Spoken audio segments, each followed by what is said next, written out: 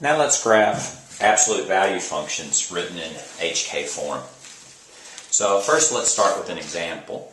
Let's say we want to graph y is equal to minus 2 x plus 4 plus 5, where these x plus 4 is inside the absolute value signs. So here's the first trick. The first trick is you want to memorize what y equals absolute value of x looks like. And you can see that pretty easily if you just do an xy graph with a few points. If x is 0, then the absolute value of x would be just 0. If x is 2 or 4, the absolute value of 2 is 2, and the absolute value of 4 is 4. If you did minus 2 and minus 4, the absolute value, just plug in the x, absolute value of 2 is simply 2, and the absolute value of 4 is simply 4. So if you notice, what the graph looks like is you're going to start at 0, 0, and then it's going to be a 45-degree line in these two directions. This is the point 0, 0. This is the point 2, 2. This is the point 4, 4. And similarly over here, it's minus 2, 2, minus 4, 4. So that's what the absolute value of x, the graph, looks like. And we're going to memorize that, and then we're going to change it. And the way that we're going to change it is we're going to move it left and right, up and down, possibly flip it. So here's the HK form.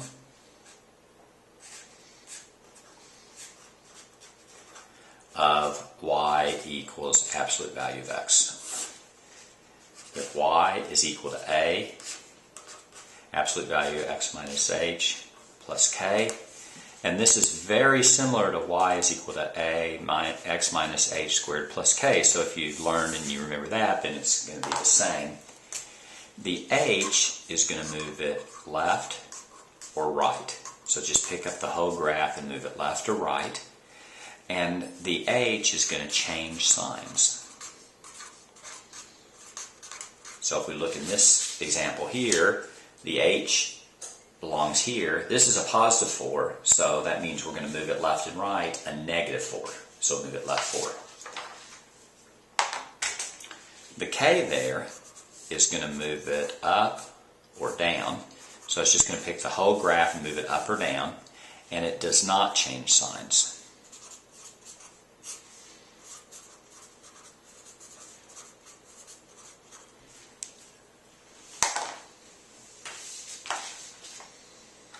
And then the a actually does two things, so we're going to talk about that in a second. So when you first look at this, you can actually figure out, in a sense, what the vertex is. In this problem right here, the vertex, or the point in the middle, instead of 0, 0, is now going to be minus 4, 5. Right? Because you're going to start off with 0, 0, you move it left, 4, and up 5, so the vertex is going to be minus 4, 5.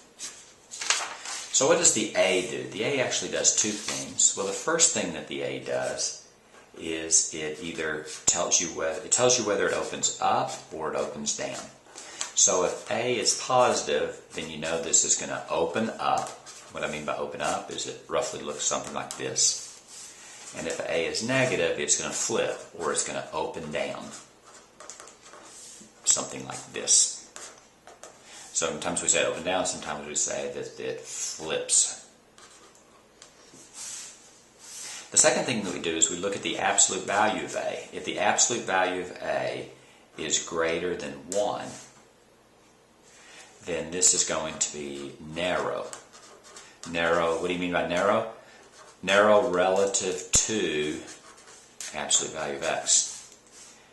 And if absolute value of a is between 0 and 1, then we know it's going to be wide. Relative, again, relative to absolute value of x.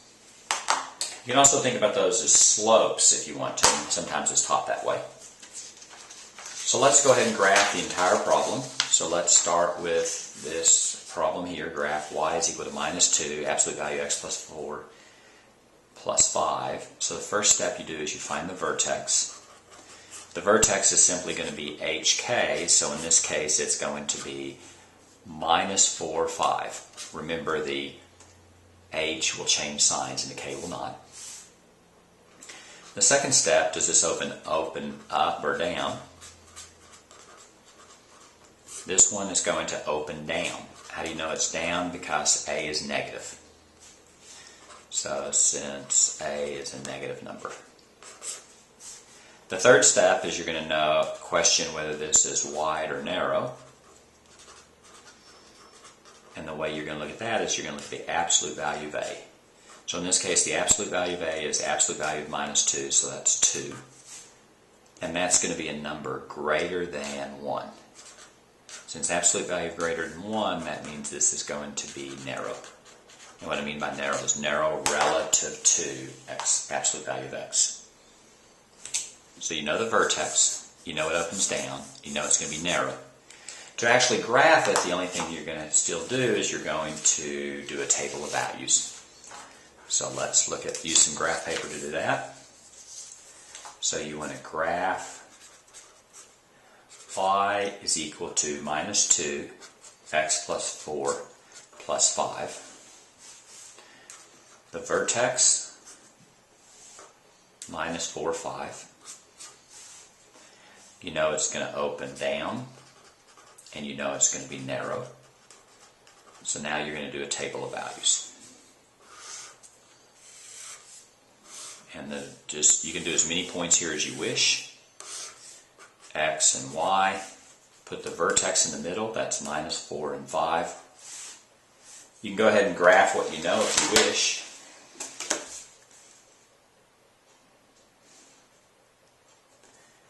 You know that, you know the vertex, and you know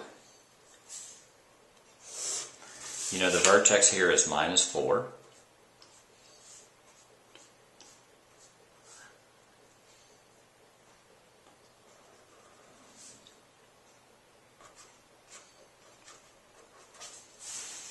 And I'm going to choose two other numbers. I'm going to choose, let's say, 0.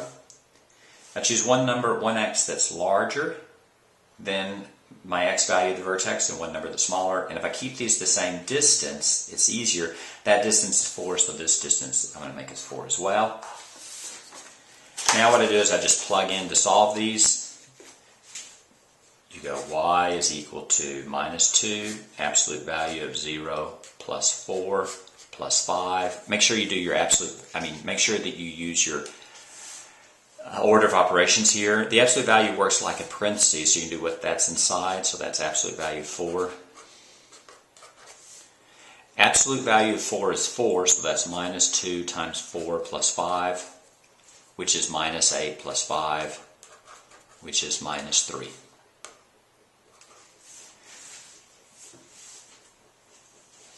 The other way that people do this is the slope is going to be minus 2 over 1.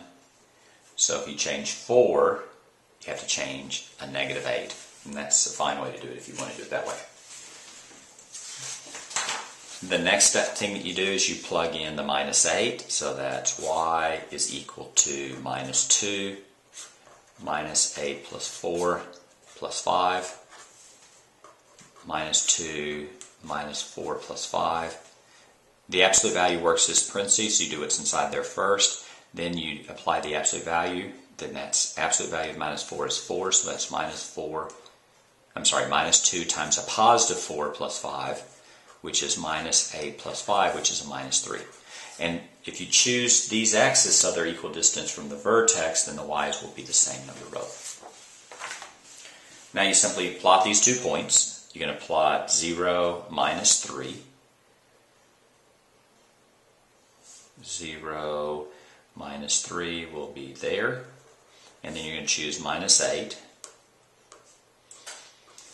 1, 2, 3, 4, 5, 6, 7, 8, minus 3. Right? There's the vertex. This is the point 0, minus 3. And this is the point minus 8, minus 3. Use a straight edge. And that's how you graph absolute value functions in HK form. If you want to see another video, there's another one entitled More Graphing Absolute Value Functions, and that's how you do it.